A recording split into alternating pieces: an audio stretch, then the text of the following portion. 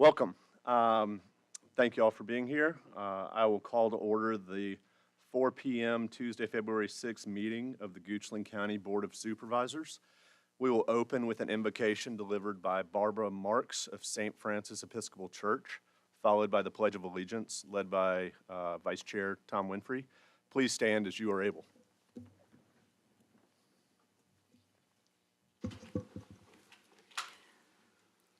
Good afternoon, everyone.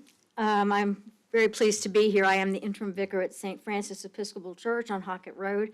And as you may or may not know, it takes an important occasion to get an Episcopalian to sit on the front row. So put it down in the record books. Let us pray. God, we come before you to offer our prayer for and on behalf of all those who are in positions of authority. Today, we especially lift up our county and its leaders. We pray for our Goochland Board of Supervisors and all those who serve our county. We pray for our first responders as well as all the citizens of this place we call home. Strengthen them with wisdom and grace. May these leaders in the meeting today manage their decisions and projects with love. Keep their hearts pure and their eyes turned toward your face as they work in the best interests of the people of Goochland that they are called to serve. Thank you for the gift of freedom that we enjoy in this country and in this county. Thank you for this glorious day and the beauty of the creation that surrounds us in this county and in this country. In the name of our Creator, amen.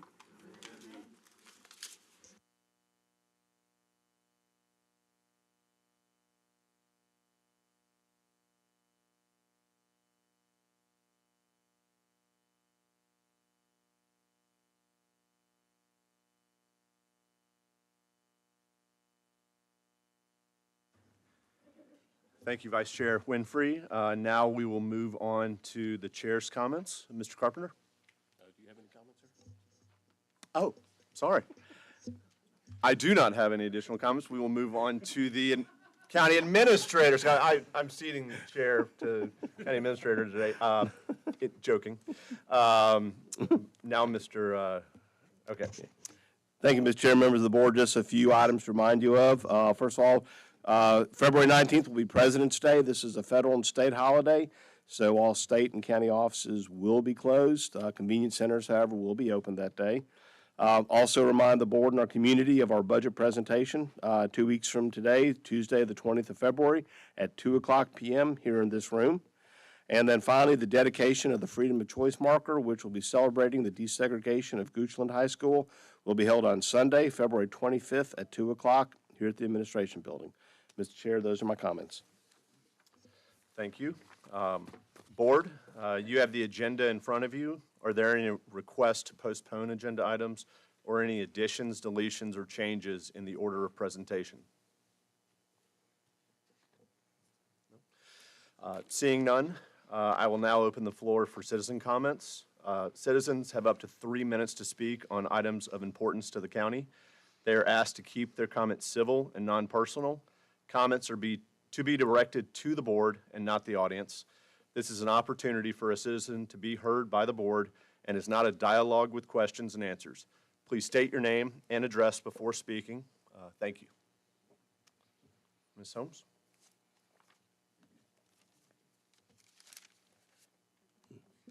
Right. Okay. Good afternoon. My name is Linda Moore. I live in Mannequin Sabbath. Okay. You're making faces at me. No, I said Ms. Holmes. I apologize, Linda. That's Linda okay. Moore. That's okay. First of all, I would like to thank you all for the retreat that you all had. Many of my group enjoyed it, and that's not the usual response I sometimes get, but they felt that it was well presented. We got a lot out of it, and we just appreciate every one of you all giving up your Saturday day, not just a few hours. It was an all-day affair. I'm going to say that January was a very busy month for our group, who have been trying our best to help our citizens understand the policies and procedures of the county so that they get the facts. And you all are doing a great job, so I'm not going to be, I'm not putting anybody down at all. I'm saying that there's an awful lot of applications, and we're just trying to make sure that the information that gets out is accurate and that we just don't have that discord with people. I want to thank Mr. Waters for meeting with us and getting to understand, a little more about the history of Goochland from our perspective as some of us say, long-timers. I've only been here 45 years, but it's okay. I mean, I'm barely that old now, but I mean, anyways, I appreciate it, all that you've done. Keep up the good work. Thank you. Thank you, Mrs. Moore.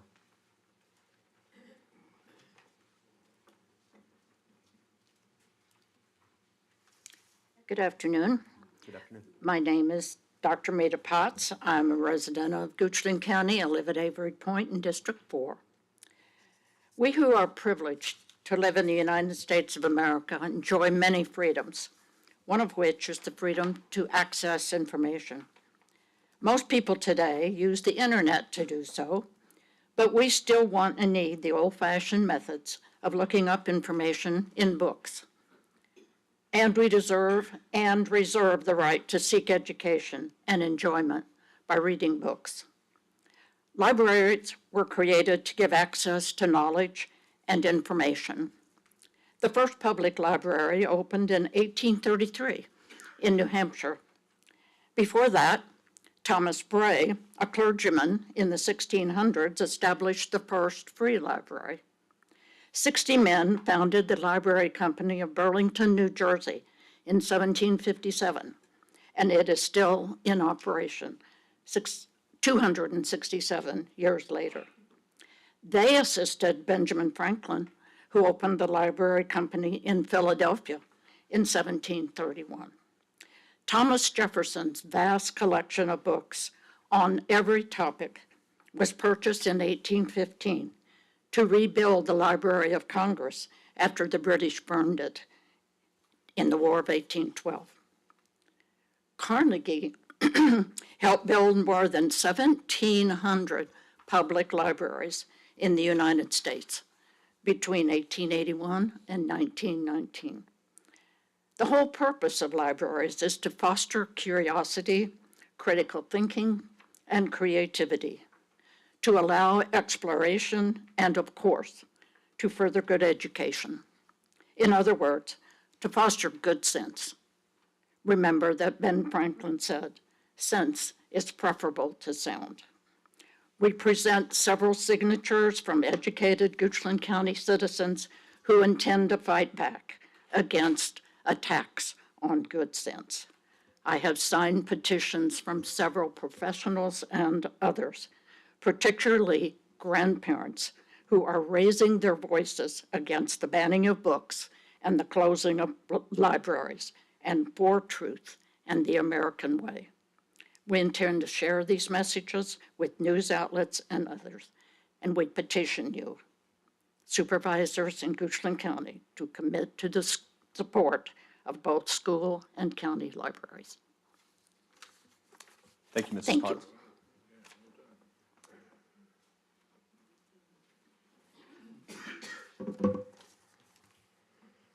Hi, my name is Jen Strozier. I live in Oilville, and I sent an email to all of the supervisors on February 1st, also about the library. So this is a bit of a summary of that.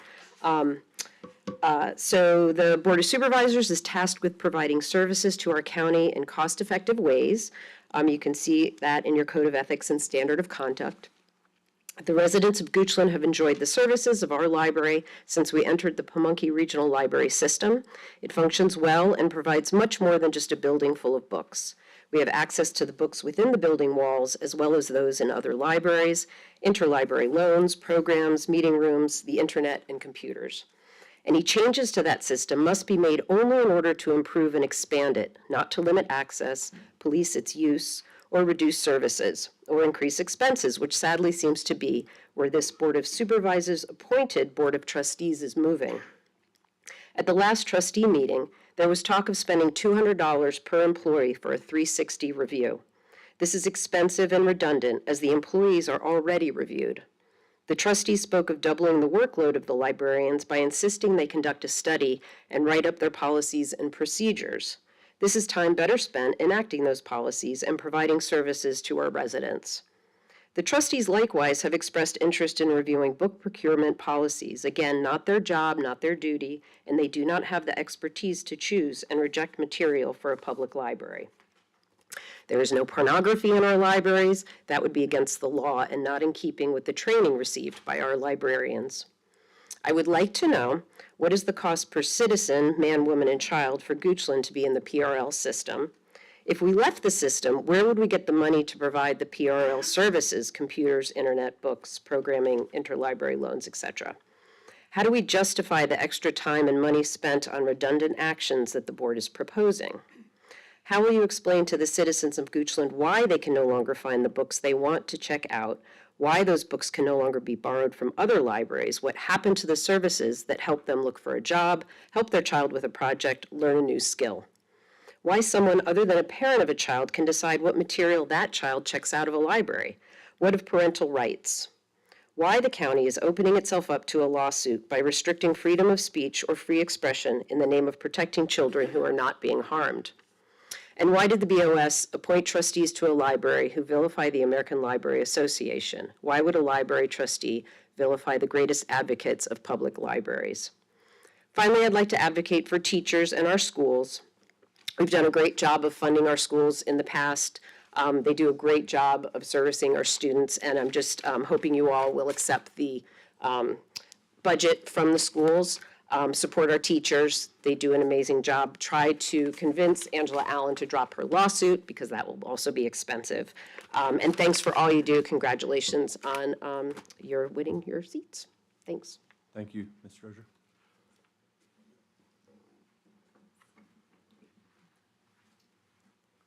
Hi, I'm Amanda Kowalski. I'm District 2. I'm at 1547 Rockcastle Road. I'm going to be brief. I was going to be briefer, but then I was like, no, I'm going to talk a little bit about it. So I have tickets for all of our Board of Supervisors for our annual spaghetti dinner and auction for Troop 710. T. Brady Saunders, we have it every year. It's our biggest fundraiser. I don't know if everyone was here during our December meeting, possibly when we recognized 100 Eagle Scouts in Goochland County. Well, now we're up to 102. So after that recognition, I sent a message to one of the Board of Supervisors up there, and he said something that really stuck with me. And he said, "Thank you for raising a child that's a contributor to society and not a consumer." And that's big now, right? Like that's a big thing. And I think that's what our troop does here in Goochland, whether that's socially, environmentally, spiritually. So please come support us. It's a great organization. COVID lockdowns really hit us hard, but we're engaged. We're still trying to keep everything going. Mr. Christie, you said at the board retreat, Goochland has a very engaged citizenry. Yes, we do, but we have to keep it going. So these are, tickets for you guys. Bring a friend, bring a family member. It's not an election year, but I hope everybody comes. We have some great auction items. If you have any questions, let me know, but I'll bring this up to each one of you. Thank you. Thank you, Ms. Kowalski.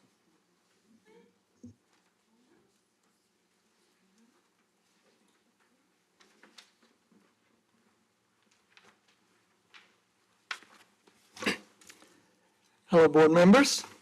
Welcome to the county board. I'm really glad to that you guys took the time and made the effort to become supervisors. I'm Manny Alvarez, 2960 Willow Trace Lane in Sandy Hook.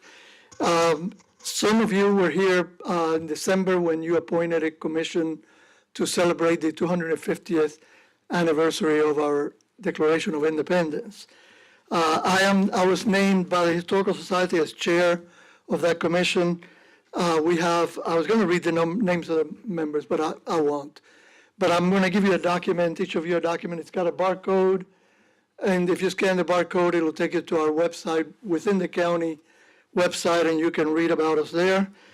What we're doing is we're going to be holding activities to celebrate the 250th. Our plan is to try to hold them 250 years when they originally happened. We missed the Boston Tea Party that happened in December, and we were just getting organized, so we didn't quite get it going, but we might still send something out. As we were discussing which things to do, you realize that when the Boston Tea Party happened on December 16th of 1974, or 73, 1773. I need some of my historic friends back here. In 1773, Gushland didn't find out about it until late December because we didn't have Google and newspapers and so on. Well, we had newspapers, but I think in Virginia it was the Virginia Gazette out of Williamsburg. So we actually did some research and found the article that talked about the Patriots dumping the tea in the harbor. Anyway, I just wanted to let you know we're planning some events. One of the things that we're planning is maybe a 5K to raise funds. One of the things that you did not do is allocate any funding to us. So we're going to probably do a 5K and maybe some other events to raise funds. We're getting a lot of help from Jessica Kronberg and Sarah Worley. They've been kind of my right-hand women. And I'm going to hand this out to you. If you have any questions, you know how to reach me. Unfortunately, it doesn't look like we'll be able to do the 5K in May. I met with Elk Hill Academy this morning and the Richmond Road Runners, and it doesn't seem like there's enough time or an open window for it, so we may do it in the fall. Anyway, thank you very much. Thank you for stepping up. And I didn't mention Ms. McGee, I have a copy for you, and Ms. Piskowicz. Thank you all. Thank you, Mr. Alvarez.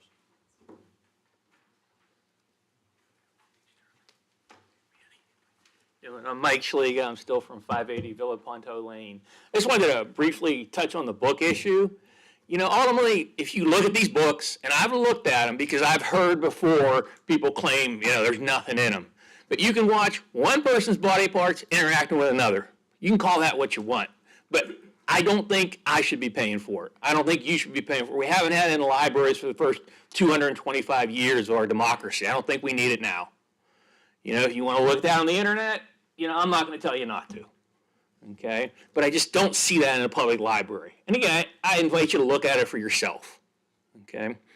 The second thing I'll say is, ultimately, when we have presidential elections, which I think are the best indicator of how the country feels, generally it's real close to 50-50. Certainly who wins is a big deal, but it's usually close to 50-50. So I think in our libraries, we should have books that reflect that balance. And let me tell you, the American Library Association isn't reflecting that balance. They are nothing but another woke cultural group that's out there pushing their agenda. 20 books for them, 1 book for you.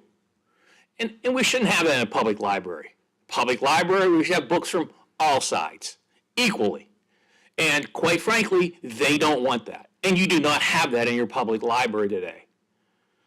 Okay, so I think if there's censorship, it's being done against people like me. Okay, so that does bring me, of course, what I usually come for. And I just want to talk about the upcoming U.S. Senate election, presidential election. Fortunately, I have no idea who's even running the Senate election, so I can talk about it without sounding too partisan. But the biggest day in the upcoming Senate election, provided it's a close election, provided you have 2 quality candidates, happened last Friday. Last Friday, the Zuckerberg folks, the CTCL folks, they got all their Democratic friends in places like Fairfax, Philadelphia, Detroit, Atlanta, the key battleground states. And they basically says, look, you can get hundreds of millions of dollars in critical infrastructure grants. So you can have 10 early voting sites for every one the other guy has. You can have 46 drop boxes in your county while the other guy has none. You can have mobile early voting. I could go through a long list. At the end of the day, if they're going to do it and you're not going to do it, you're going to lose elections you should win. And I think a great example of that is the recent congressional elections. Everybody expected one side to do better than they did, and they didn't, exactly because they're being out-resourced. So under 702 of the election code, you guys decide how many early voting sites the county should have, and you can apply for that money the same way they're doing in these strongholds, Democratic strongholds like Philadelphia, Atlanta, Fairfax, etc. So I wish you all a great day. Thank you much.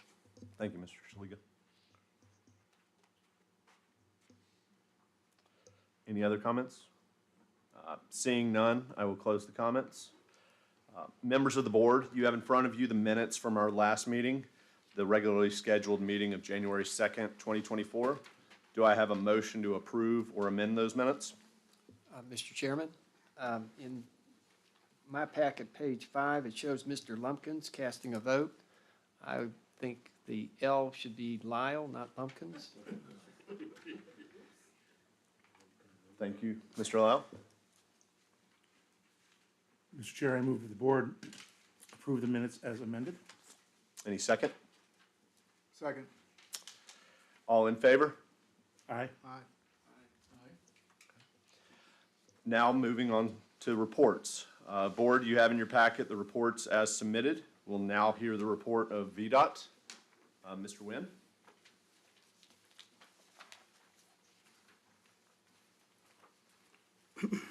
Mr. Chairman, members of the board, Marshall Wynn with VDOT.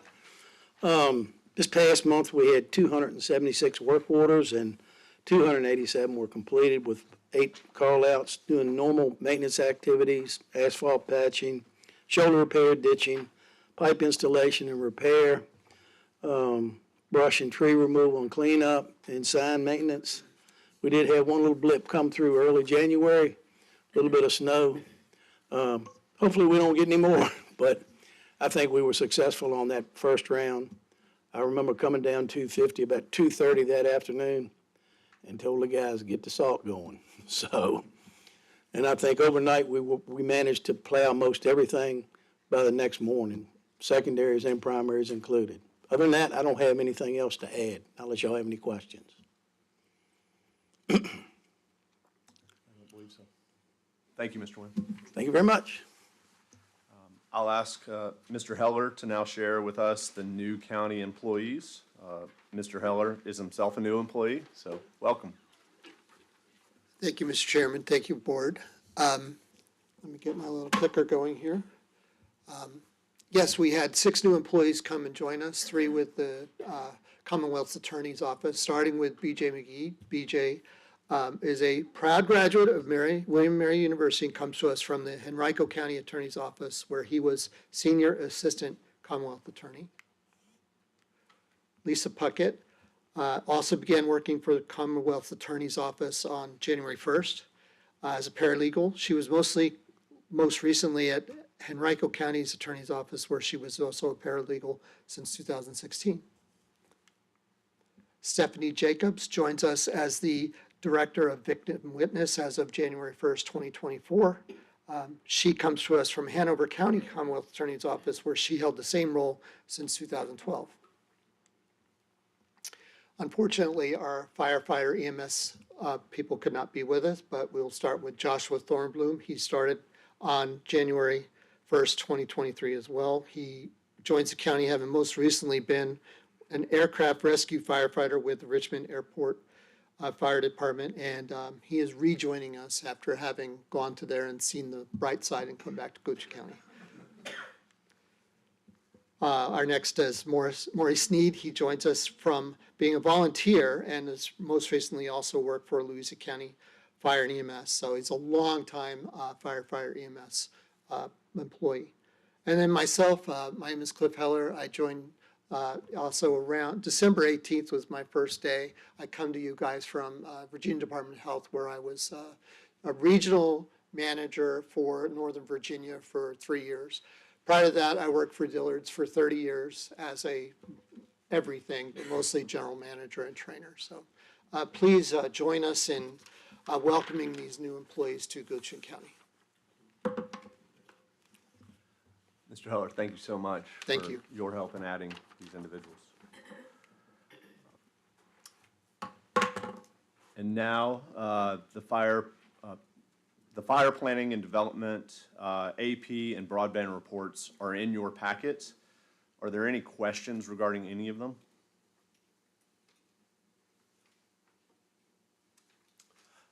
Seeing none, we'll now move on to board reports. These reports are an opportunity to hear from board members who are appointed by the Board of Supervisors to serve on a regional board. Any reports? Mr. Chairman, Mr. Lau? the Richmond Region Transportation Planning Organization had its organizational meeting on February 1st, and Mr. James Holland from Chesterfield County was elected chair, and Sean Davis from Hanover County was elected vice chair. The RRTPO did approve Round 6 Smart Scale Regional Project pre-applications. I cannot repeat it. I hope you got it the first time. 3 of those are in Chesterfield, 3 in Henrico, 2 in Richmond, 1 in Ashland, 1 in Powhatan, and it totals about $641 million. 4 projects were recommended to Plan RVA, 2 from Chesterfield and 2 which were shared Henrico-Richmond projects, and the funding for that would be $256 million. Our TPO also adopted, as required by federal mandate, the 2024 safety targets as to what our road system will do, and those have been established, and we are under a requirement that we work to lower those safety targets. In other words, I don't know how to say this, acceptable deaths in the road system, or at least targeted that we don't want more than this amount of tragedy and accident to occur. So those have been adopted also. As is my policy, I also will give you an agricultural update. On January 11th, the Monacan Soil and Water Conservation District directors and friends were at the General Assembly discussing budget needs and staffing important to the districts. And a significant impact for Goochland is that district operations are being requested to be fully funded, and that means there could potentially be less demand or request from the Monacan district for support from Powhatan and Goochland counties. We were able to meet with Senators Hashmi, Marsden, McGuire, and delegates Ware, Garrett, David Owen, and the Ag Chair for this session, Delegate Lopez. On January 29th, the Goochland Farm Bureau was at the General Assembly to address issues of agricultural concern, and we met with Delegates Sullivan, Cherry, Early, Ware, Owen, and Garrett, and Senators Peake, Marsden, Hashmi, Sturdivant, and Senator McGuire. Specifically, 2 bills that I think are important to the county are House Bill 636 and then Senate Bill 697, because both bills are specific, will usurp county authority when it comes to the permitting and location of utility-scale solar collection facilities. This is in an effort to further the 3 years ago, policies enacted that clean energy or renewable energy be mandated for the Commonwealth.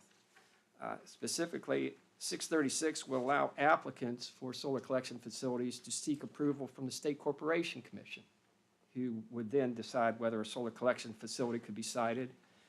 697 would require, that solar facilities be permitted as a special exemption to county ordinances. No limits would be allowed on facility size, so far as megawatts, density, that is the number of panels, or the number of unique facilities. So if we were to say we would not want more than 100, we would not be allowed to stop number 101. I also had the opportunity to travel or tour the continuing or career technical education agricultural program facilities with District 5 School Board member Ellen Robinson and Monacan Director Kate Anderson, Bruce Watson, and Dr. Geyer. We had conversations about adding a middle school agricultural environmental sciences CT instructor. The Ag CTE program is fully enrolled. There are 0 vacancies available. Finally, I also want to make mention and congratulate Thomas and Rachel Henley. If anybody saw the Goochland Gazette recently, they're on the front page. Nationally, they took third place in the American Farm Bureau's National Excellence in Agricultural Award. Thomas is a Goochland Farm Bureau director and is active in the management and operation of Elvis Farms, probably the largest agricultural operator here in the county. And Rachel Henley has served 13 years as Goochland and Powhatan Virginia Cooperative Extension Agent, and has recently taken a position with the Virginia Farm Bureau. Finally, I'll just mention that the Monacan District does meet 9 o'clock, February 12th at the Ag Center, and the Goochland Farm Bureau will meet at 7 o'clock, February 19th at the Goochland Farm Bureau Sandy Hook Road offices. Thank you, Mr. Chairman. Moving on to the consent agenda, I will ask Mr. Carpenter to summarize the items, which you have had the chance to review in your agenda packet. I'll then ask for a motion to adopt them as a whole or to separate them individually. Mr. Carpenter? Mr. Chair, members of the board, you have in front of you three items tonight. One, Resolution 5945, a resolution committing to fund the locality share of the Oilville Road Interchange Project. The board previously adopted a resolution supporting a revenue share application in October. However, the resolution did not contain a funding commitment nor signature authority for project-related agreements, which VDOT requires, so they've asked us to adopt this new resolution in advance of the deadline, the February 23rd deadline for this application. Staff will be sure to incorporate the required language into future resolutions for transportation projects. Funds do not have to be appropriated at this time. Appropriation of funds will require future board action. The second item, Resolution 5939, confirming the county's support and participation in the expanded RISE project and the 2024 Virginia Telecommunication Initiative, or VATI, broadband grant. The board requested to adopt a resolution confirming our support and participation in the Firefly Fiber Broadcast Expanded Regional Internet Service Expansion Project and the VATI broadband grant opportunity that's presented by the Thomas Jefferson Planning District Commission, which would include providing local match funding.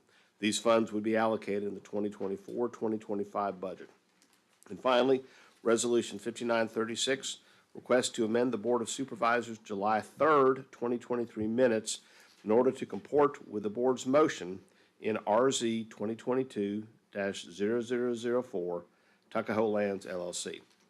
At that meeting, the Board of Supervisors, you approved RZ 2022-00004, Tuckahoe Lands LLC, in a motion that correctly reflected last-minute amendments to the proffers offered by the applicant. The applicant later provided signed updated proffers on July 6, several days after the hearing.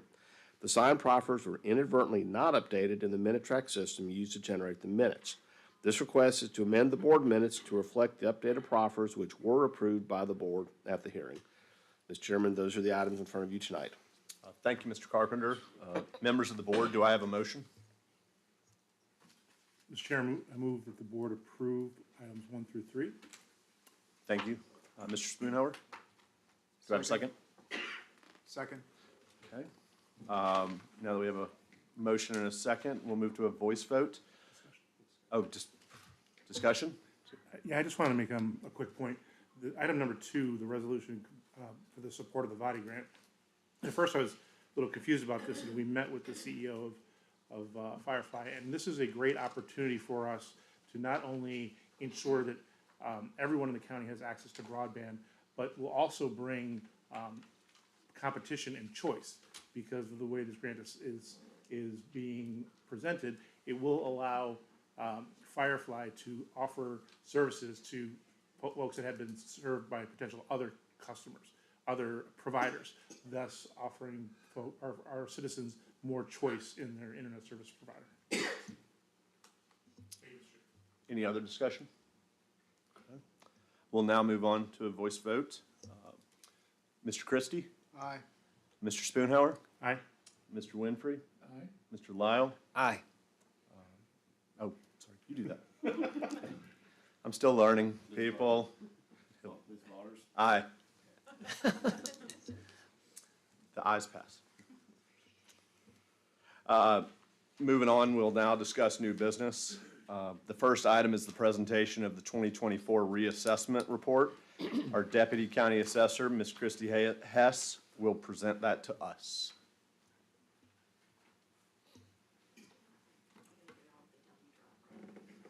Yes. Okay, I don't know how to work this stuff. I'm technologically challenged. Thank you so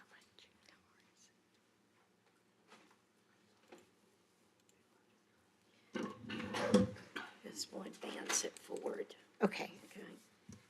Okay. And then do I need to? No, you're good. Okay. Hi. Good afternoon.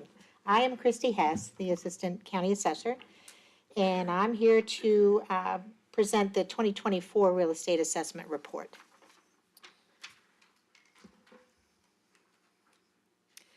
So the highlights are, our assessments are made January 1st of each year. We mailed our notices on January 12th, and the property owners have until February 15th to appeal their assessments. As of February 1st, we received 24 appeals, 0 commercial appeals, and last year we had 114 appeals total. So our process is, part of the reassessment process, the sales are reviewed for accuracy by research by the appraisers and field inspections, and then we sample those for statistical testing. The assessments to sales ratio measures value levels and determines the quality of the real estate assessment performance, or our report card. The coefficient of dispersion measures the assessment uniformity. So the tighter to that curve, the better our numbers are. And so then I just put information down there. It's that they're from the IAAO, which is the International Association of Assessing Officers. Their technical standards are, for the appraisal, should be, the median should be between 90% and 110%. That's considered acceptable. And then the coefficient of dispersion, a level below 15% is desirable. However, it could go as high as 20% depending on the class of the property. So Virginia localities are expected to maintain assessment sales ratios no lower than 70% or higher than 130% to be in compliance with constitutional and statutory mandates, and that's the code of Virginia. So this is showing you what our current, it would be, is this 2023 or 2024? 2024, what our ratios are at this point. Residential, we're at 0.972, commercial, we're at 1.05. The big difference why there's such a disparity between that is we had 570 sales of residential properties we were looking at, had 9 sales of commercial. So that kind of gives you what that is. Our COD, or the coefficient of dispersion for residential, was 4.71%, which is well under the 15, and 8.15 for commercial. So our appeal process, first we have our informal appeals where the property owners contact our office between January 15th and February 15th. We review the characteristics with them. We typically would like to conduct an interior field inspection. We review sales and equalizations with their neighbors, similar properties, and then they're notified of our outcome in writing. The second appeal from that would be the more formal appeal. If they're not satisfied with our outcome, they have 30 days from the date of that results letter to contact us for the Board of Equalization. We mail those forms out to them. They usually meet in June. The third appeal is through the circuit court. If they're not satisfied with the Board of Equalization, they could file a case through the circuit court. So the summary of the 2024 value changes for this year, the total taxable value is 9.9%. That was not including land use and new construction. We had 8.62 billion total taxable value. 392 million is new construction, which is 5% of the overall value increase. New construction also consists of 45% commercial, 55% residential. And the TCSD fair market values are 2.46 billion. Land use assessments are 791 million. So this is just a chart showing you the total taxable assessed values in the previous years where we were at. This shows the assessed value, new construction in millions. So we had the regular, the TCSD was 326 million, and then the rest was for the rest of the county. This is a chart just showing you the difference between what part was commercial, what part was residential. For this year, we've got 81.35% residential, 18.65 was commercial. And then you can see the numbers for last year, the 17.95 and 82.05.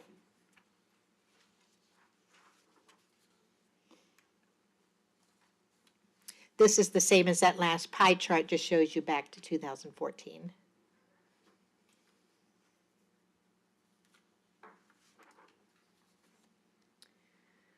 This is the number, the value for the new construction that we picked up. For 2023, you can see the residential is the red, commercial is the yellow. We had a higher number of commercial. We picked up Avery Point and Bristol Apartments. The numbers back from 2017 and 18, why the commercial was so high was, again, apartments and that we picked up over in West Creek.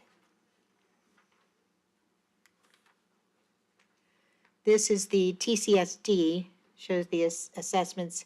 It's actually 2.458 billion is what we're looking at. And this shows a growth of 20.84%, which includes 13.25% new construction and 7.59% for the reassessment. So next is the land use. I'll just give you a little bit of history for those that aren't familiar with the land use. These values are determined by SLEAC, which is the State Land Evaluation and Advisory Council. Its members are the Tax Commissioner, the Dean of Virginia Tech, Commissioner of Agriculture and Consumer Services, the State Forester, and the Director of the Department of Conservation and Recreation. So they use the Olympic average based on a 5-year census from NASS, which is the National Agricultural Statistics Service. Timber data is submitted from sawmills. So our forester is Chuck Wright, and the assessor, Mrs. Davis, currently serves on the Land Use Value Committee for the Virginia Association of Assessing Officers. If you were interested, I do have what the per acre rates are for land use. We've got, for agriculture, it's $800 per acre. Last year it was $670, so that's gone up a little bit. Horticulture is $800 per acre, and that was $680 last year. And forestry is $583 per acre. It was $582 last year, so not much of a change for that.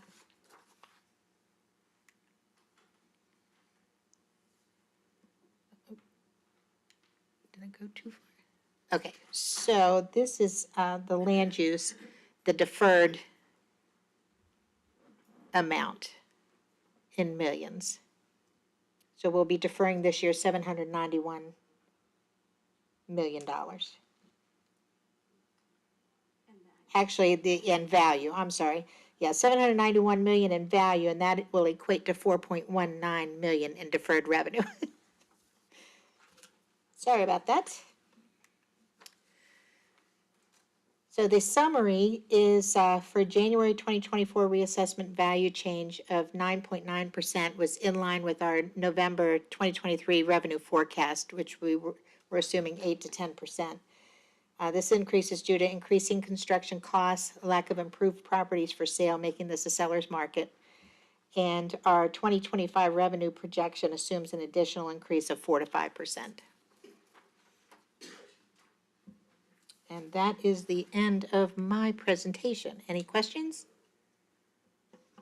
Thank you, Ms. Hess. Any questions, board members? Mr. Chair, Mr. Lau? I do not want to trespass on Chairman Vodder's having the shortest meeting of the year, so I will ask if I can come by your office and get a little more explanation on the 5% overall value of 392 and how that relates back to the 9.9% total increase. And it's just, I just want to get comfortable with those numbers.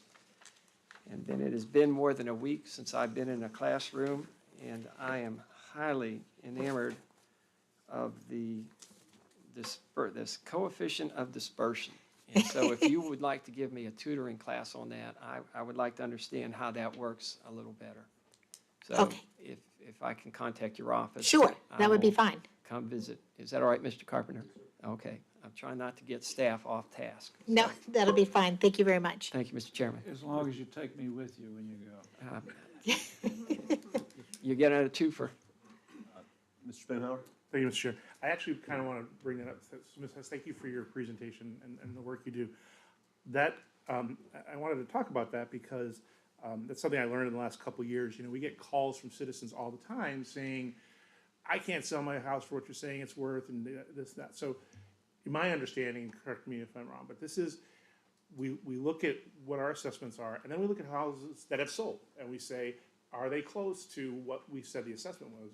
And according to this, we are actually, it looks like we're under assessing by about 2.8%. Yes. So we are actually assessing, and I think that's important for the citizens to understand, and for us to be able to explain, our assessments are in line with what the market is, and, you know, if you're not selling, then it's not a great thing, but we are doing a great job and very close to those assessments, so thank you for that. Yes, the state says that we assess at 100%, but if we were at 100%, that means we're over on half and under half. So that's what we shoot for as close as we can be, but we certainly don't want to go over either. And then, I don't know if you have this last thing, Mr. Chairman.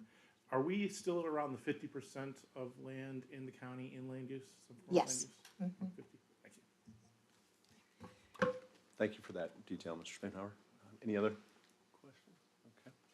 Seeing none, we'll move on to our Finance Director, Ms. Carla Cave, and the fiscal year 2024 second quarter projections. All right, good afternoon.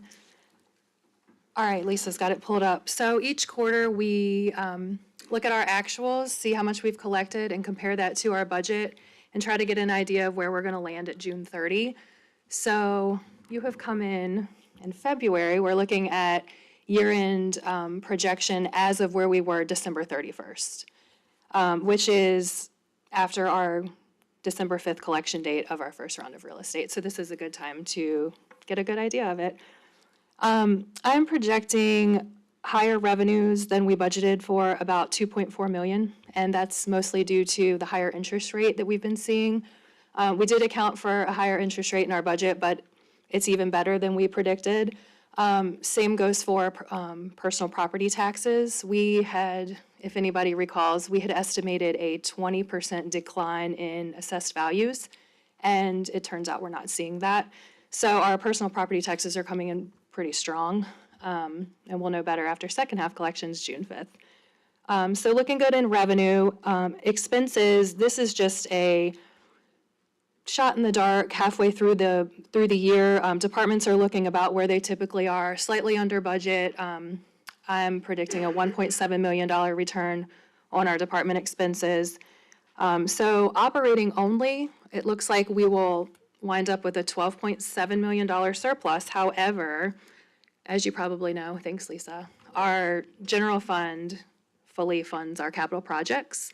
So after the transfer out of $11.2 million for CIP, and then we also fund our CSA program of $600,000, we're thinking we will dump a little under $900,000 back into the general fund. So that's the amount that we'll return and what we refer to as our surplus at year end.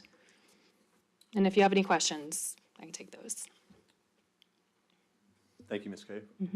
Any questions from the board? Okay. Seeing none.